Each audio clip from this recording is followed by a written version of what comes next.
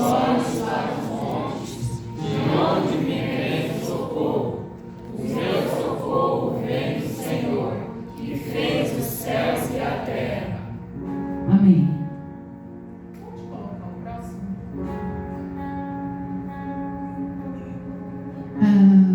Eu fui policial militar por 26 anos e há 3 anos e pouco eu me aposentei.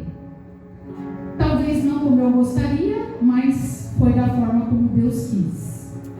Nesses 26 anos de polícia militar, os meus 6 primeiros anos de carreira foi trabalhando no policiamento, trabalhei em São Paulo, trabalhei na Zona Oeste e depois na Zona Norte. E aí eu tive a oportunidade de exercer uma função diferente. Alguém aqui já ouviu falar do ProERD? Levanta a mão, se alguém. Então, durante a minha carreira, 15 anos foram de dedicação ao ProERD, né? Trabalhava na escola, com as crianças, depois tive a oportunidade de fazer mentoria do ProERD, depois fui fazer faculdade, pedagogia, tudo que era oportunidade, lá estava a Eliette, se dedicando para conseguir dar, como que eu posso dizer, qualidade ao meu serviço. E aquele serviço é um serviço que muito agradava a Deus. Por que agradava a Deus? Porque eu tratava de um público muito carente. Eu entrava nas comunidades. E eu não entrava acompanhada não, era só eu e Deus. Às vezes carrinho velho, sabe carrinho velho? Naquela época eu só tinha carrinho velho. E às vezes o carro quebrava dentro da comunidade. Então assim, era por Deus mesmo. Eu estar naqueles lugares, eu entrar. Eram lugares, gente, para vocês entenderem, que nem 2 viaturas entravam. E eu entrava.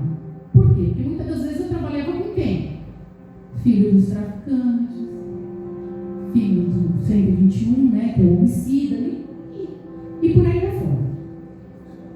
E como o ProERD realmente foi uma identificação pessoal, espiritual e profissional. Porque eu não sabia que eu tinha dom para falar em público. Não sabia, eu tinha vergonha de falar em público. E aí Deus foi me moldando e me preparando, porque quando é algo que vem de Deus, Ele abre porta. Eu não ouvi nem glória. Ele te dá oportunidade, Ele te prepara e Ele te capacita, que era algo que eu achava que não seria possível.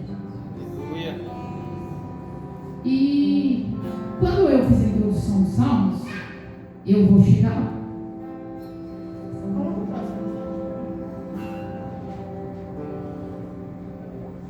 No dia 24 de janeiro de 2004, aniversário do meu, pastor Evandro, havia umas 2 semanas que, para viabilizar os meus deslocamentos, eu resolvi comprar uma moto. Eu sempre andei de carro, mas eu tinha habilitação de moto, tinha até fotos ali, né, de quando eu tirei a minha habilitação de moto, inclusive. Foi pela Polícia Militar também, pela Academia do Barro Branco. Nesse dia 24, eu estava de folga. Como era mês de janeiro, normalmente mês de janeiro não tinha aula nas escolas, então eu pedia para trabalhar no patrulhamento, que era algo que eu me identificava também bastante, porque era uma oportunidade de você poder fazer o bem, você cuidar das pessoas, cuidar da comunidade. E eu era vista de forma diferente. Era difícil para mim entrar numa comunidade. Não porque eu tivesse receio de alguma coisa, porque eu sabia que Deus estava comigo. Mas é porque as crianças me viam na rua, às vezes, gente, eu ficava desesperada, eu estava fazendo a segurança, no atendimento de ocorrência dentro da comunidade, as crianças me viam lá, já saíam correndo, desinvestavam, correndo atrás de mim, pulando no colo, eu falava, meu Deus. Alguns policiais até entendiam o meu trabalho, outros faziam cara feia. Mas eu nem ligava para aquilo, porque é algo tão gostoso a gente receber, né? O carinho, a sinceridade de uma criança é algo maravilhoso. Enfim, nesse dia 24, no dia anterior, eu trabalhei em policiamento, 12 horas, e o dia 24 eu estaria de folga e aproveitei o dia para sair e resolver algumas coisas. Nós tomamos café de manhã, eu e o Marcelo, e eu me lembro que ele falou assim: o que você vai fazer agora de manhã? Eu falei: tem que ir no cartório, tem que levar o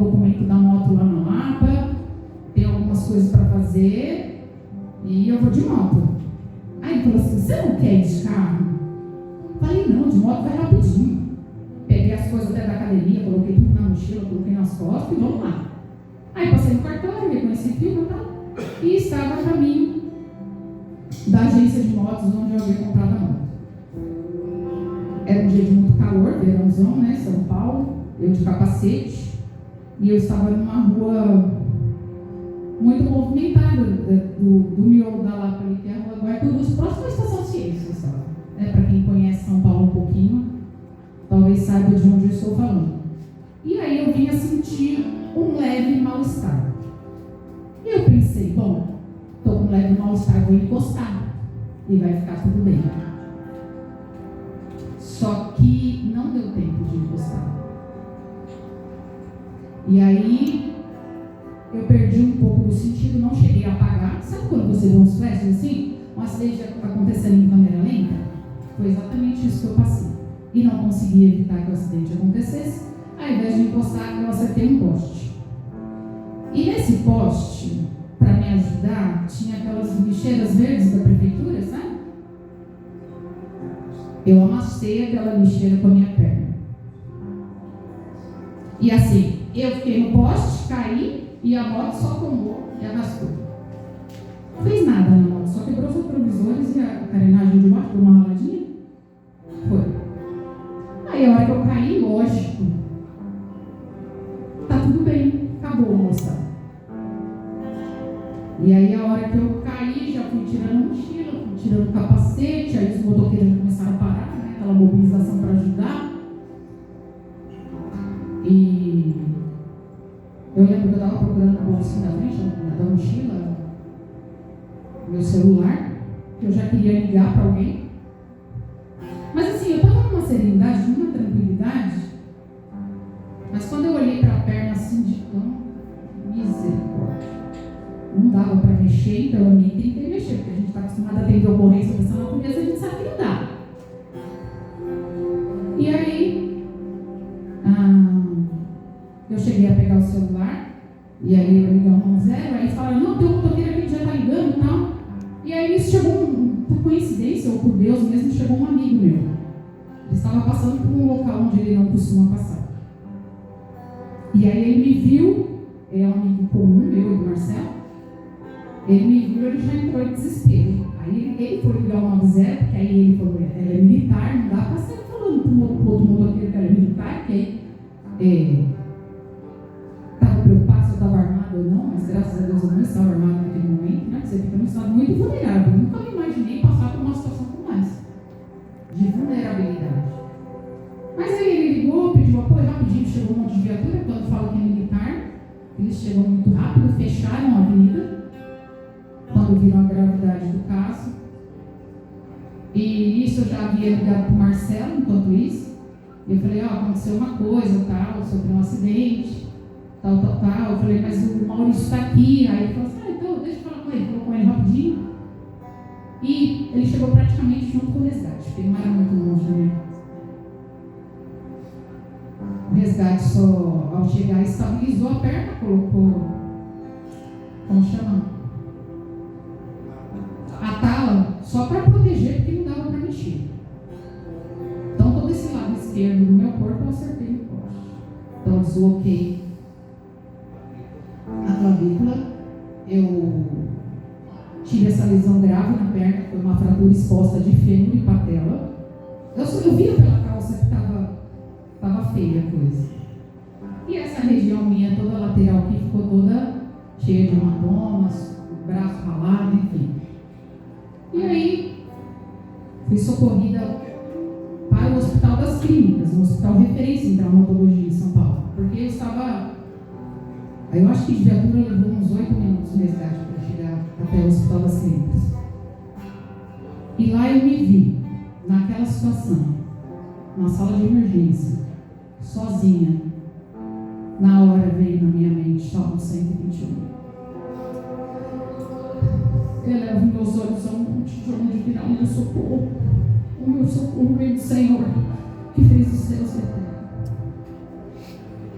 Aquela sala fria, eu sozinha, não sabia direito o que estava acontecendo, estava meio atordoada ainda. E logo em seguida já chegou uma patrulha de motos, né? Um deles é meu amigo, casado com uma amiga minha.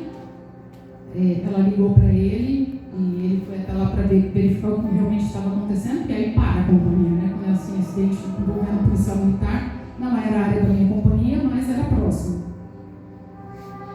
E aí, no mesmo dia, ou na mesma noite, às 23 horas, eu subi para o centro cirúrgico, mas antes disso,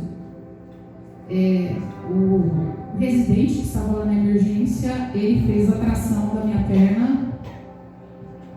Dá para ver a fratura ali, ó. Foi mais ou menos assim. O osso do fêmur veio para cá, ele empurrou a patela para cá e a patela ficou em cacos. Foi isso que aconteceu. Então, o primeiro atendimento foi fazer a tração a frio. Depois eles entram com a medicação. Não dá para explicar o que era aquela dor. Eu nunca imaginei na vida sentir uma dor como aquela.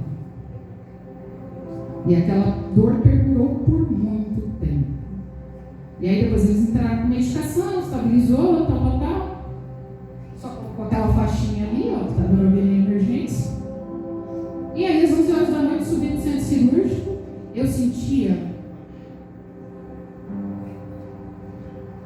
como eu posso explicar?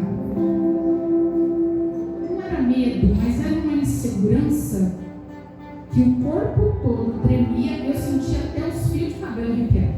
Tamanha era a dor e tamanha a insegurança que eu senti pela situação. Porque aí você pensa em pai, você pensa em mãe, você pensa em filho, você pensa em tudo. Ok? Quando eu voltei da cirurgia, um pouco antes da cirurgia, tinha uma enfermeira do meu lado. Ela, tudo bem, dona Eliette? Eu falei, não tá muito bem, mas tá indo, né? Tô com muita dor. Ela falou, não, fica tranquila que a gente vai pro centro cirúrgico, lá vai anestesiar e vai ficar tudo bem. Eu voltei pro quarto, já estava quase amanhecendo, mas eu voltei sedada, então quando eu acordei, já era dia. Foram 9 horas de cirurgia. E aí essa primeira cirurgia, que é essa da foto, né, eles chamam de fixador externo. Então estabilizaram a situação, alinharam o osso e colocaram o fixador externo. Por quê? Porque eles ainda não sabiam o que iam fazer. E era 24 para 25 de janeiro em São Paulo era feriado. Então 25 e depois final de semana, que era bem uma sexta-feira. Então foram esses 3 dias, logo no pós-operatório, eu acordei com uma segunda maca chegando. Quando eu acordei com essa segunda maca chegando, eu só abri o olho assim, eu olhei assim de cantinho, uma moça muito jovem, 26 anos, com a mesma perna que a minha, a esquerda, só que amputada. Na hora, a primeira coisa que veio foi, obrigada, meu Deus. Eu entendo que isso foi um livramento e que há um propósito. Mas o que eu vou falar para essa mulher a hora que ela acordar? E aí, nessa de o que eu vou falar para essa mulher a hora que ela acordar, logo em seguida, o que aconteceu? Passou o efeito da anestesia, a mulher acordou. E aí a gente aprende nesses lugares. Ela já estava lá 3 meses. E eles fizeram tudo que podiam para tentar recuperar a perna dela. Ela não aguentava mais sofrer. E aí, o resultado final foi a amputação. E passei naquele hospital foram 11 dias de internação. Nesses 11 dias de internação, eu fiz essa primeira cirurgia. E depois eu fiz uma outra cirurgia, onde fizeram uma raspagem do osso aqui na região do quadril, para fazer enxerto no fêmur, porque eu tive perda óssea também. Pode colocar o outro slide para mim? Obrigada. E foi esse o resultado. Além da perna, eles colocaram uma haste, né? Então vem uma haste fixa no osso daqui de cima até esta região da patela, na lateral aqui. E a patela, eles colocaram uma tela como se fosse uma gradinha com 8 pinos cruzados. Depois da segunda cirurgia da perna, eu fiz uma cirurgia no dedo também, porque esse dedo aqui, conforme houve a colisão, ele virou para trás e aí afetou o tendão. Então eu tive que colocar aqueles fios de Kirchner, já ouviram falar? Não? É um ganchinho, parece do pirata, um ganchinho para baixo e um ganchinho para cima. E foi assim que eu fui embora para casa. Toda remendada, toda cheia de dor, mas Deus tinha um propósito. Ele tinha que quebrar e fazer um vaso novo. Os irmãos entenderam? Eu não vi glória. Glória a Deus, aleluia. Eu pensando sobre o que ia falar, porque se for contar ali, vai uns 3 dias, né? Então estou tentando resumir ainda, mas o primeiro impacto foi esse. Eu lembrei da minha mãe. Um corinho falava assim: eu quero ser Senhor amado, com um vaso nas mãos do oleiro, quebra minha vida e faz-a de novo. Eu quero ser,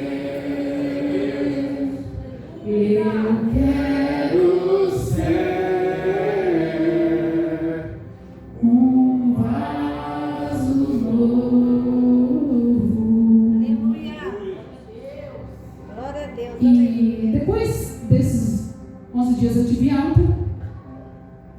E aí vieram outras dificuldades, né?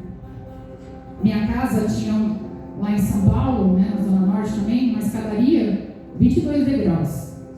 E aí o pessoal da companhia começou a se mobilizar, né? Já providenciaram cadeira de roda, cadeira de banco, muleta, né? O que eu fosse precisar naquele primeiro atendimento. Só que para descer as escadas, precisaria de pelo menos 4 pessoas para carregar uma cadeira. E em casa, naquela época, né, a Rafaela estava morando com a minha mãe, morando só eu e o Marcelo.